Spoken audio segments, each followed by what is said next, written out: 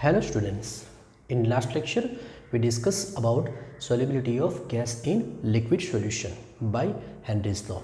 In this lecture we will discuss vapor pressure by Raoult's law.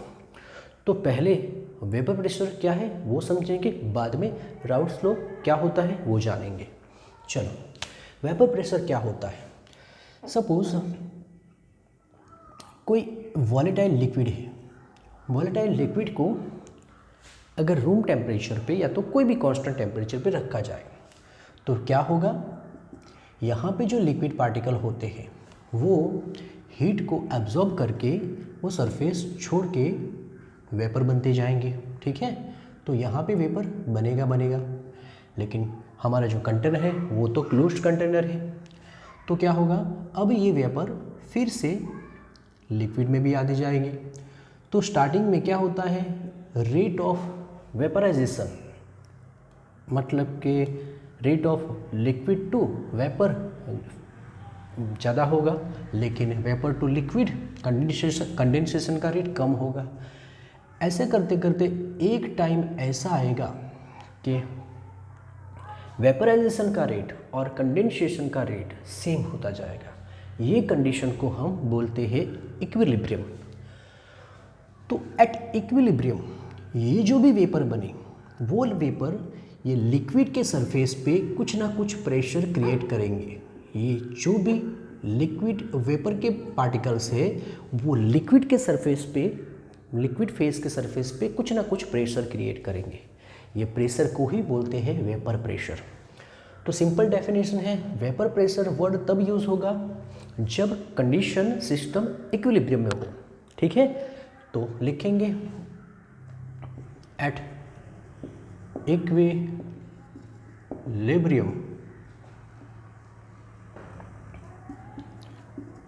pressure exerted by vapor over a liquid phase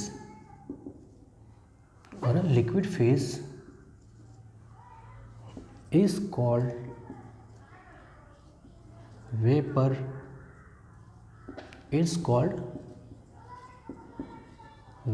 pressure of that liquid। ठीक है, लेकिन यहाँ पे भी T क्या होना चाहिए, कांस्टेंट होना चाहिए। सही है कि कंडीशन इक्विलिब्रियम होनी चाहिए लेकिन टेम्परेचर तो कांस्टेंट ही होना चाहिए। तो क्या लिखा, at constant at equilibrium pressure exerted by vapour over a liquid phase, या लिक्विड फेस पे जो भी उसका प्रेशर होगा उसी को बोलेंगे vapour pressure of that liquid. ठीक है, अब हम जो डिस्कस करने वाले हैं वो मोस्ट इम्पोर्टेंट क्वेश्चन है, vapour pressure of liquid solution. मतलब यहाँ पे सॉल्यूट भी लिक्विड होगा, मतलब यहाँ पे सॉल्यूट भी लिक्विड और सॉल्वेंट भी लिक्विड होगा। और इसी के लिए जो लॉ है वो है राउल्ट्स लॉ। तो क्वेश्चन ऐसे भी लिखा जाता है कि Raoult's law for liquid solution. ठीक है, चलो देखो समझ लो। पहले ये जो भी कंटेनर है उसमें हमने एक वॉलेटाइल लिक्विड भरा हुआ है। हम ये वॉलेटाइल लिक्विड को कंपोनेंट 1 बोलेंगे। तो ये हो गया हमारा कंपोनेंट 1। इसमें सिर्फ और सिर्फ कंपोनेंट 1 ही है यहाँ पे। तो डेफिनेटली ऊपर जो वेपर होगा वो भी किसका ही होगा, कंपोनेंट 1 का ही होगा।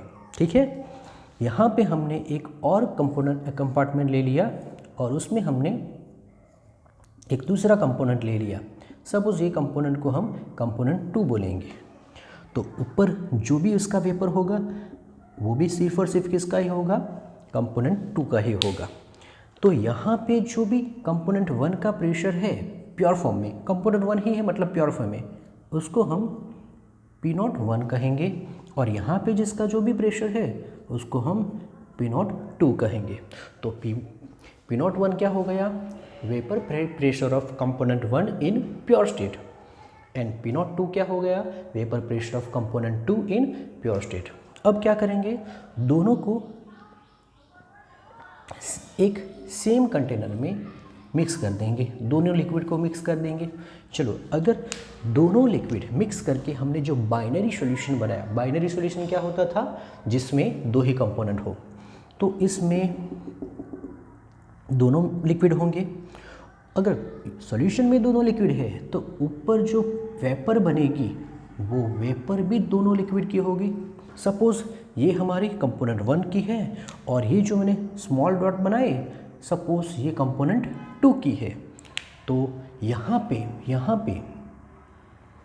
पे सपोज़ कंपोनेंट 1 का प्रेशर हम P1 लेंगे और कंपोनेंट 2 का प्रेशर क्या लेंगे, P2। तो फिर से P01 मतलब vapour pressure of component 1 in pure state, P1 मतलब vapour pressure of component in solution, क्योंकि ये क्या बन गया, अब ये तो बन गया सॉल्यूशन। ठीक है, यहाँ तक समझो। अब देखो, यहाँ पे सिर्फ और सिर्फ कंपोनेंट 1 ही था, तो यहाँ पे कंपोनेंट 1 ही था, तो इसका मोल फ्रैक्शन कितना हो जाएगा, यहाँ पे कंप्लीटली मोल फ्रैक्शन 1 हो जाएगा, क्योंकि एक ही तो कंपोनेंट है। इसका भी मोल फ्रैक्शन कितना हो जाएगा, 1 हो जाएगा। लेकिन यहाँ पे क्या होगा, यहाँ पे तो दोनों हैं, तो दोनों होने की वजह से दोनों का मिला के कम मोल फ्रैक्शन कितना होगा, 1 होगा। इसका मतलब कंपोनेंट 1 का मोल फ्रैक्शन अगर x1 लिया जाए, कंपोनेंट 2 का मोल फ्रैक्शन x2 लिया जाए, तो दोनों को ऐड कर दो, तब जाके हमें 1 मिलेगा। ठीक है, चलो, तो क्या लिखेंगे, in binary solution, in binary solution, ठीक है, इफ, अब इसके बारे में डिस्कस करेंगे, if mole fraction of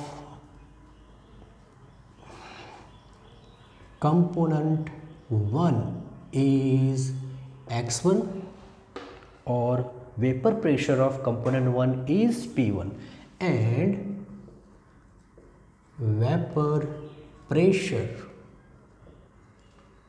is P1। ठीक है, तो कंपोनेंट 1 का मोल फ्रैक्शन x1 लिया और वेपर प्रेशर P1 ले लिया। उसी तरह similarly mole fraction of component 2 is x2 and vapor pressure is P2। ठीक है, चलो, अब सबसे मोस्ट इम्पोर्टेंट, और वो है राउट्स लॉ। तो क्या होता है राउट्स लॉ, राउट्स लॉ किसके लिए होता है, वेपर प्रेशर के लिए, समझना, और हेनरीज लॉ किसके लिए, सॉल्युबिलिटी ऑफ गैस। तो according to Raoult's law, for a volatile liquid, for a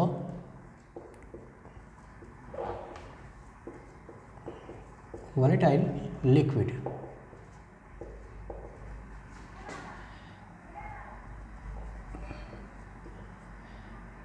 liquid solution, volatile liquid solution मतलब ऐसा सॉल्यूशन जिसमें हर एक कंपोनेंट कैसा होता है, वॉलेटाइल होता है। तो for a volatile liquid solution,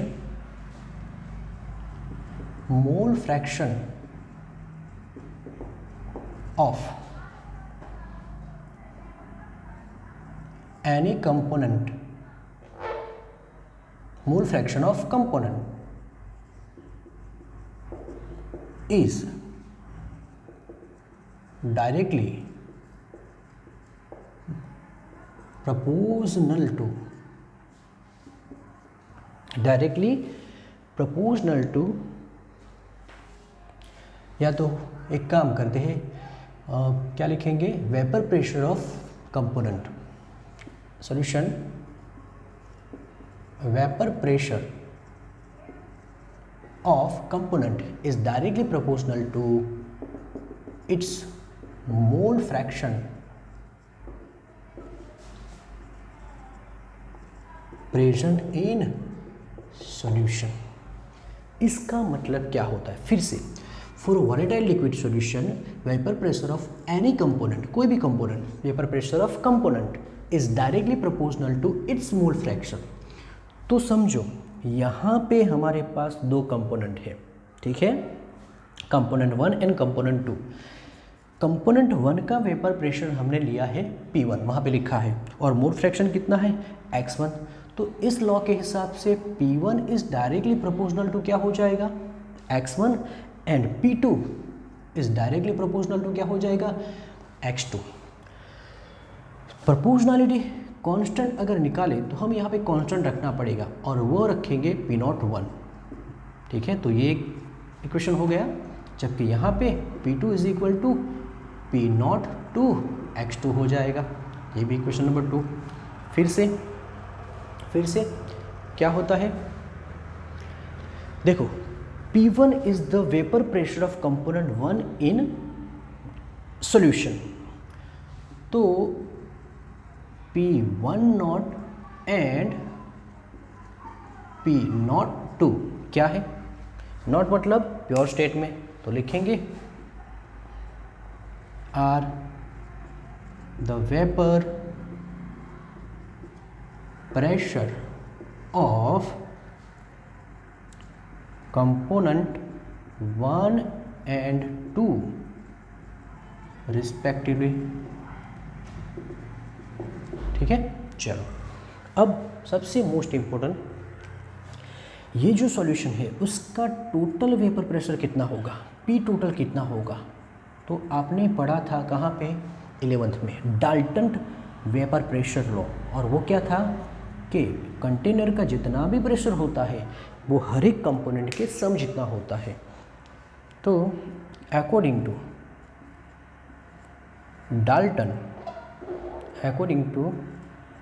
Dalton's law of vapour pressure, total pressure of container is the sum of individual pressure of all component, that is P total is equal to P1 plus P2, ठीक है। चलो, अब देखो, P1 की जगह ये value रख सकते हैं, तो P टोटल, अब P टोटल का हम सिर्फ P लिखेंगे, P इज इक्वल टू क्या हो जाएगा, P01 x1 and P02 x2, that is 3। अब बराबर समझो कि अब ओके, x1 प्लस x2 क्या होता है, that is 1। तो ये जो हमारे पास इक्वेशन है उसमें हम x1 की जगह क्या लिख सकते हैं, अगर हमें x1 की जगह लिखना हो तो हम लिख सकते हैं 1 माइनस x2। तो वैल्यू यहाँ पे इंट्रोड्यूस करेंगे, ठीक है, ये हमें साफ करना पड़ेगा।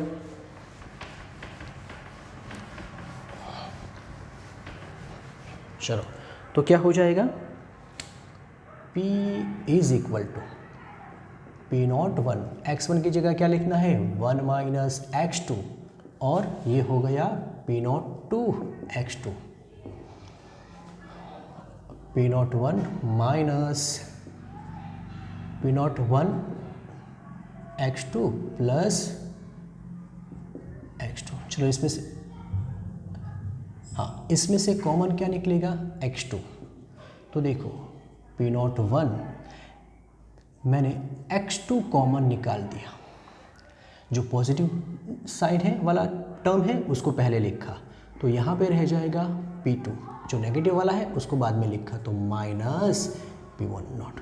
तो ये फॉर्मूला हो गया, ठीक है। उसी तरह सपोज यहाँ पे जिस तरह हमने x1 की वैल्यू ली, उसी तरह x2 बराबर क्या हो सकता है 1 माइनस x1। तो अगर ये वैल्यू रखे तब क्या होगा, तब p is equal to p1 naught x1 plus p naught 2 x2 की जगह 1 माइनस x1 हो जाएगा, x1 और ये हो जाएगा x1। यहाँ से दोनों में से x1 कॉमन हो सकता है, तो कॉमन निकाल दो, इसको पहले लिख दो, तो p नॉट 2 प्लस ये वैल्यू पहले रखी तो यहाँ पे आ गया p1 नॉट, फिर ये वैल्यू बाद में, तो p2 नॉट, बाहर क्या निकला x1। तो ये हो गया दूसरा फॉर्मूला। तो ये हो गया routes law for liquid liquid solution.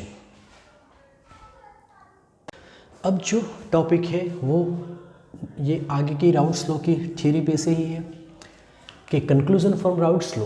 हमने जो राउट्स लॉ देखा उसमें से क्या कंक्लूजन निकला और उसका ग्राफिकल रिप्रेजेंटेशन देखना है हमें।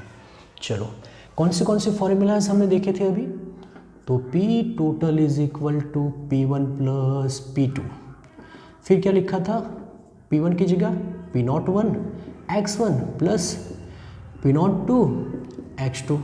फिर एक दो फॉर्मूलाज बनाए थे, एक था P naught 1 plus P naught 2 minus P naught 1 यहाँ पे x2, और दूसरा था P is equal to P naught 2 यहाँ पे P1 not minus P naught 2 x1। तो इतने फॉर्मूलाज हमने देखे हैं, ठीक है। अब हमें ग्राफ ड्रॉ करना है। ग्राफ ड्रॉ करना है किसका, तो देखो यहाँ पे मैंने P1 इज इक्वल टू क्या लिखा P नॉट 1 x1, और यहाँ पे मैंने क्या लिखा P2 इज इक्वल टू क्या लिखा P नॉट 2 x2। तो हम ग्राफ प्लॉट करेंगे P1 against x1 and P2 against x2। बराबर, ध्यान से देखो।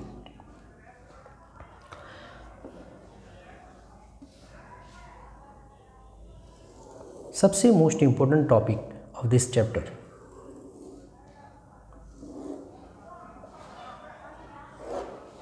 चलो इस तरफ हम पार्शियल प्रेशर ऑफ कंपोनेंट 1 लेंगे, इस तरफ हम पार्शियल प्रेशर ऑफ कंपोनेंट 2 लेंगे, और यहाँ पे हम मोल फ्रैक्शन रखेंगे, ठीक है, दोनों का मोल फ्रैक्शन। चलो अब हमारे पास जो बाइनरी सॉल्यूशन था, बाइनरी सॉल्यूशन जिसमें x1 भी था x2 भी था, दोनों मिला के 1 होता था। यहाँ पे प्रेशर P1 था, दूसरे का प्रेशर P2 था, और P टोटल कितना ले लिया हमने P1 प्लस P2। अब सपोज ऐसा सोचो कि यहाँ पे x2 0 हो जाए, x2 0 हो जाए, इसका मतलब x1 इज इक्वल टू 1 हो जाएगा।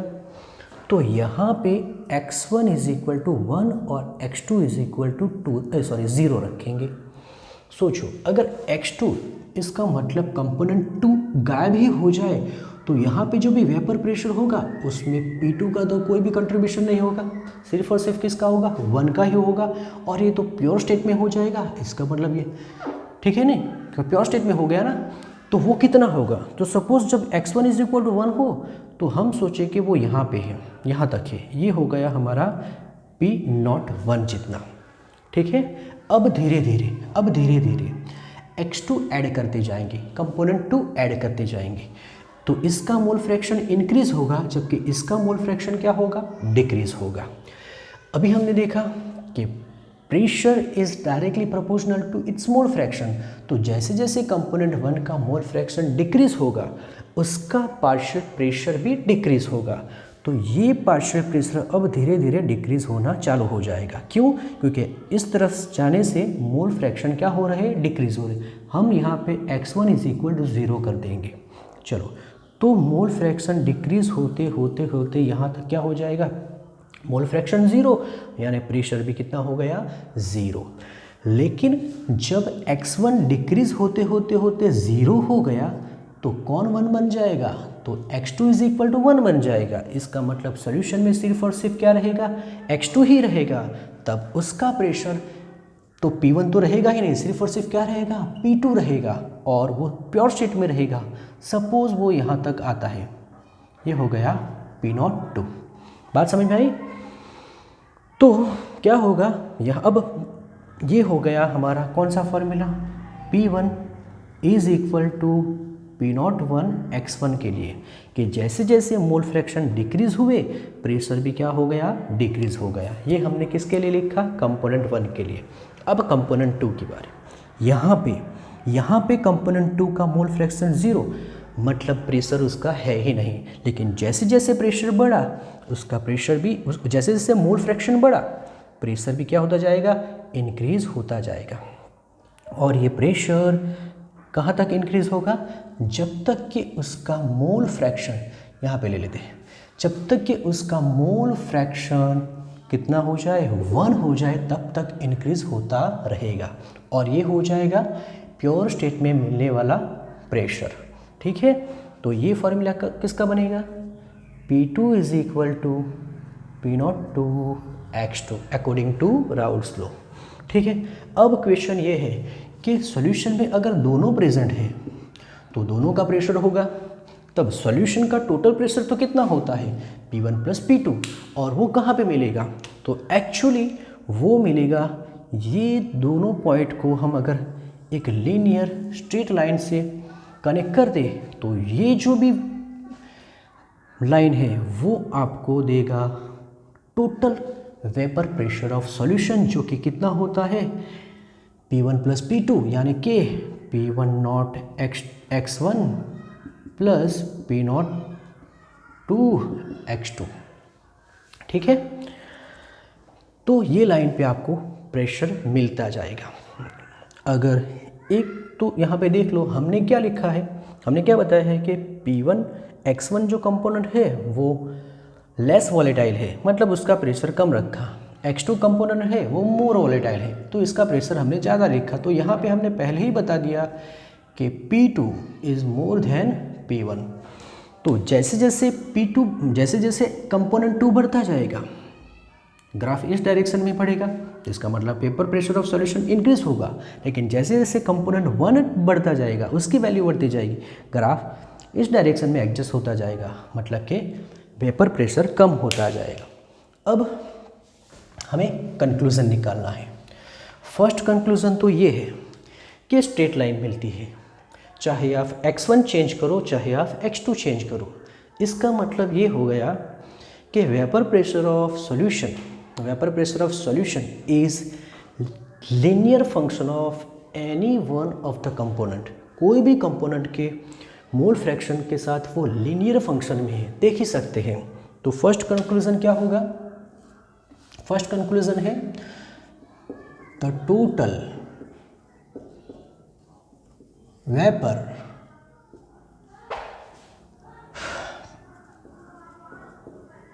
pressure of solution is linear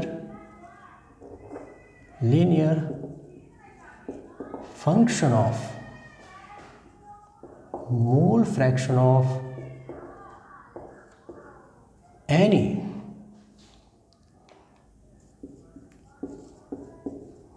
component of the solution. तो सॉल्यूशन में रहने वाले कोई भी कंपोनेंट के मोल फ्रैक्शन से वो किस तरह रिलेशन में है, लीनियर फंक्शन में। मतलब कि मोल फ्रैक्शन चेंज होगा तो लीनियरली टोटल वेपर प्रेशर भी चेंज होगा। फिर से total vapour pressure of solution is the linear function of mole fraction of any component of the solution. ठीक है, चलो नेक्स्ट, चलो बताओ किसका मोल फ्रैक्शन बढ़ेगा तो टोटल वेपर प्रेशर इंक्रीज होगा। डेफिनेटली हमने मोर वॉलेटाइल कंपोनेंट 2 बोला है, तो डेफिनेटली उसका मोल फ्रैक्शन बढ़ेगा तो वेपर प्रेशर भी बढ़ेगा। तो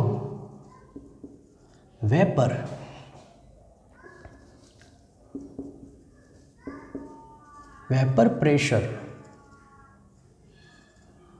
of solution is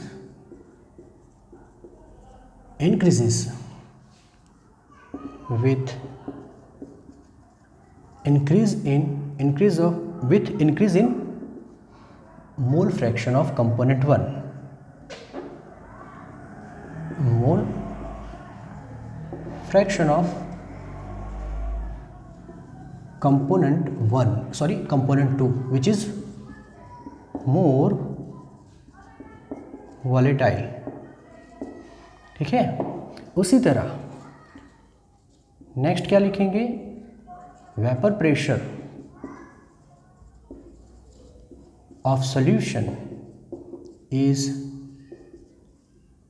decreases with, देखो जैसे जैसे कंपोनेंट 1 का मोल फ्रैक्शन बढ़ेगा वेपर प्रेशर डिक्रीज होगा। Vapour pressure decreases with increase in mole fraction of component 1 which is less volatile।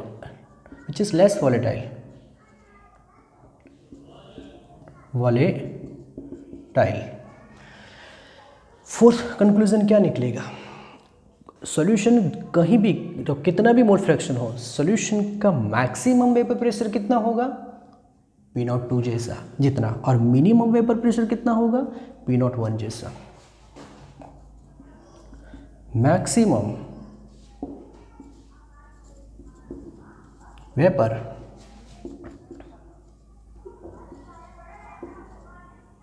Vapour pressure of solution is P02 and minimum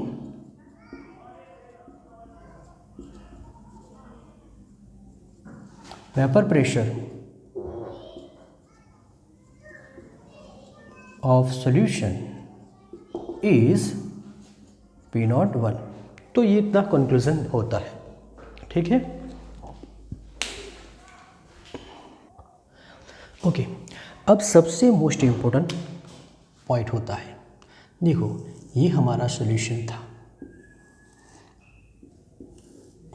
जिसमें x1 था x2 था, ऊपर दोनों के प्रेशर थे जैसे कि P2 भी था और P1 भी था।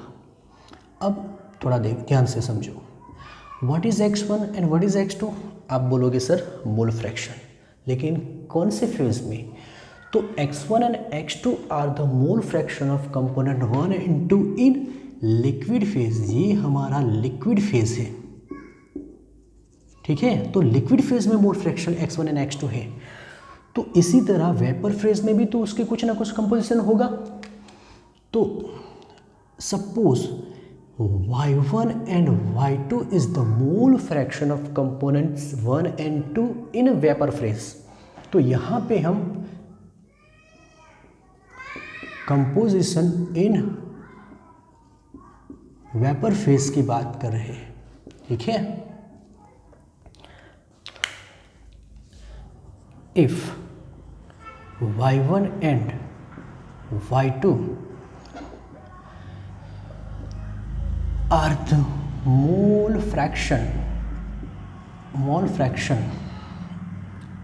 of component 1 and 2 of component 1 and 2 in, बोलो कौन से फेज में, वेपर फेज में, then according to